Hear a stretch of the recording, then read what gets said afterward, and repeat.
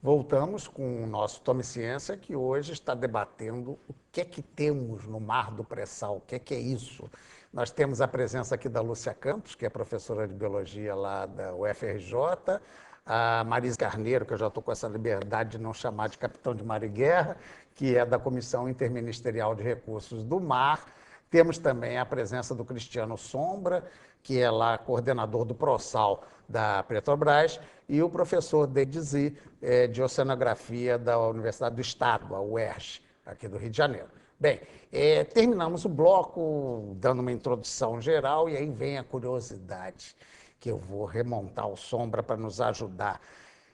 Que tecnologia, né, que a Petrobras desenvolve capaz de chegar lá tão profundamente para extrair esse petróleo? E sem os riscos, né? Espero. Isso. É interessante até abordar essa questão do risco sob um ponto de vista de que o grande salto tecnológico que a Petrobras e a indústria mundial deu nessa questão de lâmina d'água de profundidade de mar foi o salto dos 300 metros.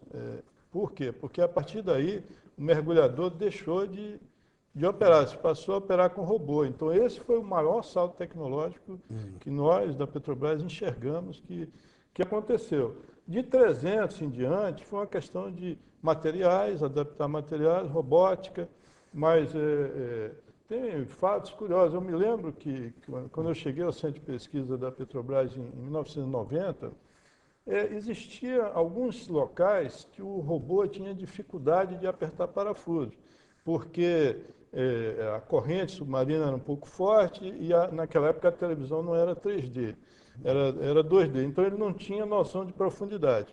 E eu me lembro que teve um parafuso específico que passou-se um tempo enorme para o robô conseguir, quando ele chegava perto do parafuso, a corrente tirava a profundidade e ele errava, né? Então tiveram que abrir um projeto de pesquisa para resolver esse problema.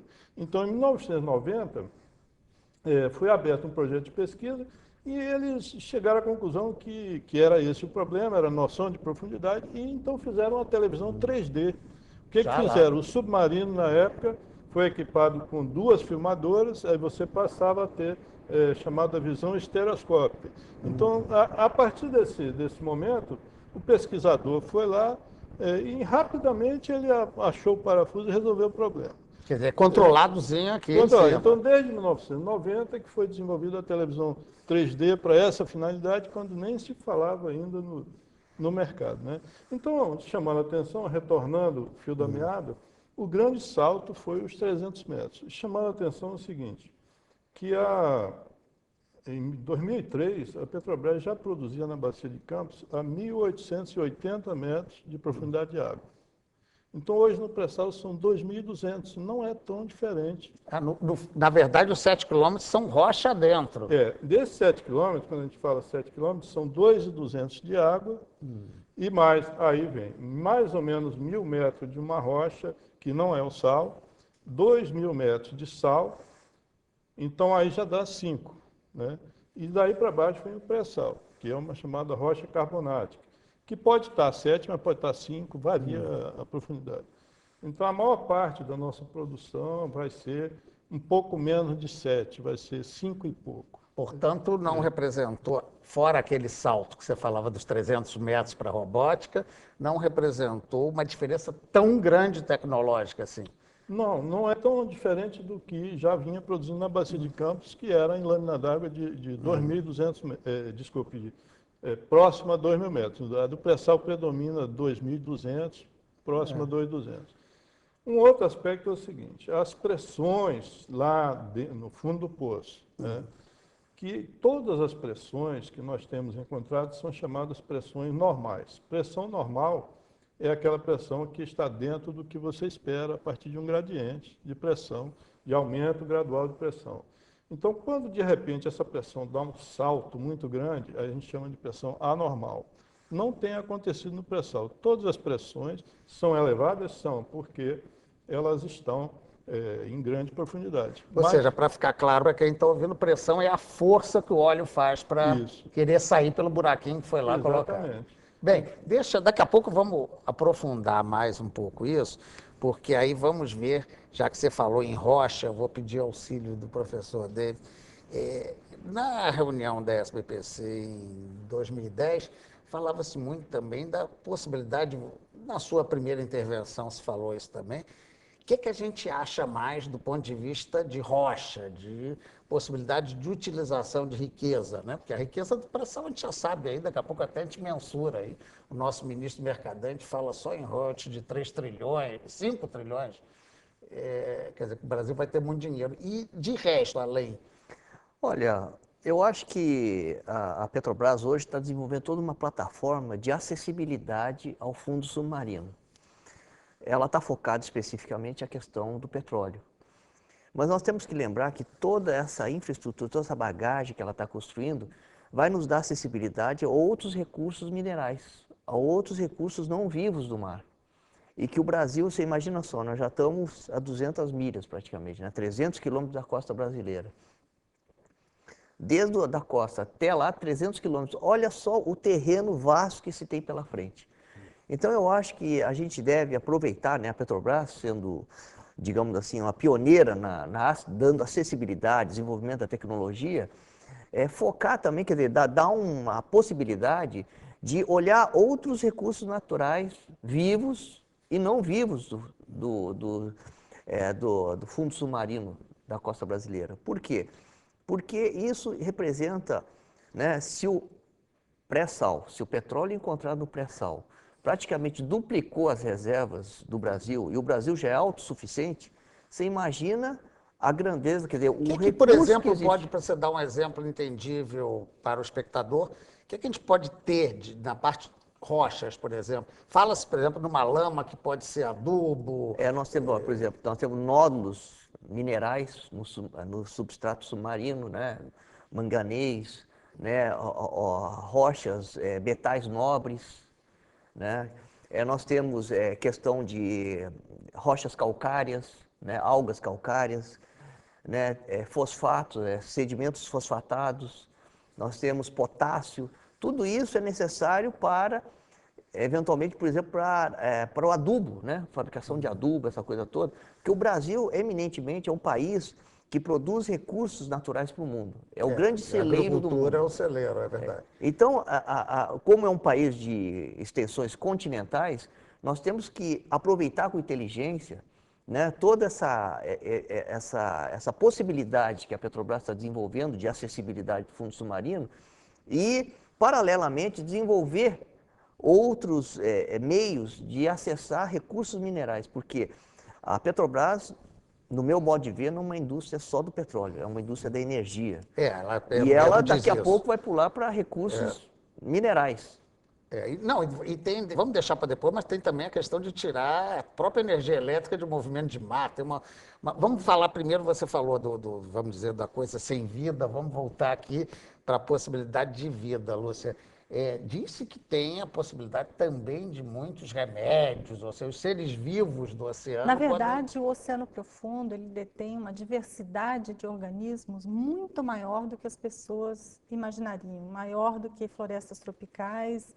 É imensa a quantidade de organismos que existe no fundo e nós conhecemos muito pouco desses organismos. Mas eu gostaria de salientar que, já que nós estamos falando da Petrobras, da empresa de energia, o conhecimento que nós detemos hoje dos organismos vivos presentes nas zonas profundas da nossa margem continental brasileira provém essencialmente de 2 programas principais, são o Reviseu, o Programa de Recursos Vivos do Brasil, e os projetos de monitoramento realizados no escopo da empresa, da Petrobras.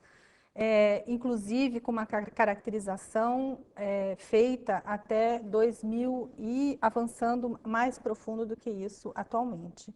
Então, nós estamos, na verdade, ampliando de maneira significativa esse conhecimento. A empresa foi bastante proativa, essa caracterização vem sendo feita desde 2000, 2001, para a área de recursos. O que a gente já tem como exemplo de possibilidade de utilização da questão biológica? A gente fala em biologia marinha, pensa sempre só na preservação, mas também tem saberes, né? Sim, muitos organismos, eles têm propriedades, têm elementos químicos que compõem seu corpo, que podem ser utilizados pela indústria farmacêutica, que podem ser ativos para determinadas funções, cura ou uso de remédios, fabricação de remédios. É mais comum a gente ouvir falar de algas, mas existem organismos, por exemplo, existe um organismo chamado pepino do mar, é parente da estrela do mar, que ele possui determinadas substâncias que são antitrombóticas e que podem ser utilizadas. Mas o quanto que nós podemos também pescar desses organismos? É complicado um pouco isso, porque às vezes a própria pesca pode prejudicar muito esse recurso vivo se ela for feita de maneira... Que nem aquela velha questão da pesca do arrastão que arrebenta todo o fundo. Nós temos que ser sempre muito cuidadosos e usar o recurso de maneira sustentável. Então, não adianta coletar muito. Esses organismos de oceano profundo, geralmente, têm crescimento lento e vida longa. Então, qualquer tipo de exploração feita de maneira muito intensa, rapidamente vai diminuir as populações, as comunidades que existem no fundo. Bem, desse sentido mesmo, claro que isso remonta um pouco a uma história que a gente já ouviu na Amazônia, né, Maria? A riqueza, né, farmacológica e tal da Amazônia. Como é que vocês veem lá isso estrategicamente, já que estamos falando aqui com o representante da área militar, porque na época das 200 milhas era segurança. Ninguém pega no mar da gente, não é isso? Como é que a gente se vê hoje tecnologicamente? Foi uma visão maravilhosa da Marinha, né, de ter... Foi realmente em termos de comparação, se for comparar a Amazônia, legal, ela é riquíssima, todos sabemos, né, da parte estratégica também, mas no mar... É por isso que foi batizada de Amazônia Azul, porque ela, além de ser maior essa área, em área marítima, em comparação com a Amazônia, legal, ela ainda é muito mais diversa, né? Biodiversa, e tem diversos, não só recursos vivos, mas os não vivos também. E agora vocês estavam falando, eu estava me recordando aqui dos programas da CIRM, que são fundamentais para desenvolver essa parte não só de recursos vivos, mas não vivos. Um programa é o Biomar, que é a parte de biotecnologia da biodiversidade marinha. Então, houve um trabalho muito longo, extenso, na Universidade Federal aqui do Fluminense, que foi feito em parceria com o Ministério da Ciência e Tecnologia e o Ministério da Saúde, para mapear toda essa questão de pesquisa, das redes de pesquisa nessa área de biotecnologia. Então, foi um trabalho maravilhoso também, e deu para ver que realmente o Brasil ainda tem muito que caminhar, mas já tem alguma coisa, né? Então, não só para fármacos, como a Lúcia Campos colocou, mas também serve para a área de alimentação, né? Para a agricultura, como o David falou também. Então, tem várias áreas, né, que podem ser aplicadas à parte de biotecnologia. Antes da gente ir para o intervalo, rapidinho, existe uma consciência, porque quando a gente fala Amazônia, todo mundo, vamos preservar, vamos tomar cuidado, a riqueza já existe quanto ao mar? Já existe, e não só a Marinha também tem sempre ações de presença, né? A proteção já é da Marinha, isso aí está a cargo da Marinha, como autoridade marítima, mas o foco realmente, não só, todos os nossos programas têm a parte no foco da sustentabilidade. Então, nada é feito sem esse viés, porque o Ministério do Meio Ambiente faz parte também, então as ações são todas...